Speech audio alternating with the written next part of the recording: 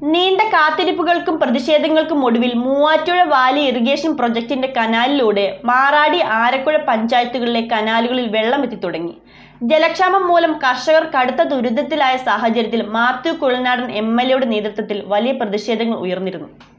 നീണ്ട കാത്തിരിപ്പിനൊടുവിൽ MVP കനാലിലൂടെ മാറാടി ആരക്കുഴ മേഖലയിലേക്ക് വെള്ളമെത്തി തുടങ്ങി. ജലക്ഷാമം മൂലം കർഷകർ കടുത്ത ദുരിതത്തിലായിരുന്ന സാഹചര്യത്തിൽ മാത്യു കുഴൽനാടൻ MLA ചെലുത്തിയ ശക്തമായ സമ്മർദ്ദത്തെ തുടർന്ന് തിങ്കളാഴ്ച ഉച്ചയോടെ മാറാടി ഭാഗത്തേക്കുള്ള MVP ബ്രാഞ്ച് കനാൽ തുറന്നുവിട്ടു.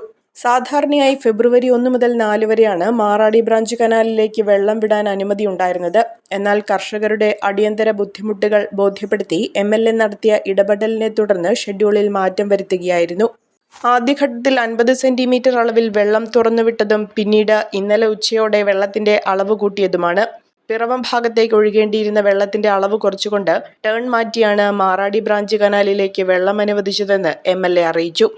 1 തീയതി വരെ മാറാടി ബ്രാഞ്ച് കനാലിലേക്കുള്ള വെള്ളത്തിന്റെ അളവ് കുറവായിരിക്കുമെങ്കിലും ഫെബ്രുവരി 1 മുതൽ 4 വരെയുള്ള ദിവസങ്ങളിൽ ഫുൾ ഫ്ലഡ്ജിൽ വെള്ളം തുറന്നുവിടുമെന്നും അധികൃതർ അറിയിച്ചിട്ടുണ്ട്.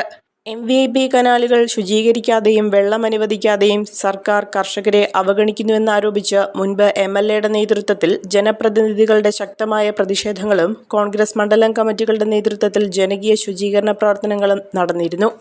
ഈ സമരങ്ങൾക്ക് പിന്നാലെ MLA ചെലുത്തിയ ശക്തമായ സമ്മർദ്ദമാണ് ഒടുവിൽ ടേൺ വ്യവസ്ഥയിൽ ഇളവ് വരുത്തി വെള്ളം തുറന്നുവിടാൻ ഡിപ്പാർട്ട്മെന്റ് നിർബന്ധിതമായത്. കർഷകരുടെ ദുരിതം മനസ്സിലാക്കിയാണ് ചെറിയ അളവിലാണെങ്കിലും ഒരു ദിവസം മുൻപേ കനാൽ തുറക്കാൻ പരിശ്രമിച്ചതെന്ന് മാത്യു കുഴൽനാടൻ MLA പറഞ്ഞു.